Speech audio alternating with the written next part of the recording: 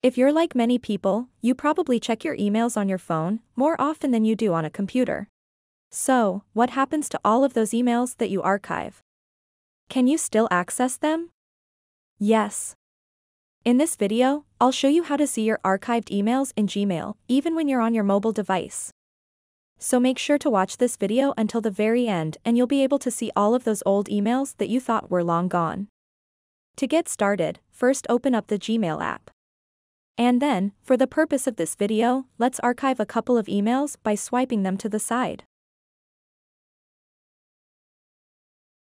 So now I have archived a couple of emails, so in order to view those archived emails, tap on these three lines at the top left corner of the screen. And then scroll down a little bit and tap on All Mail. And it will show you all of the emails. So the emails without the inbox label are the emails that you archived.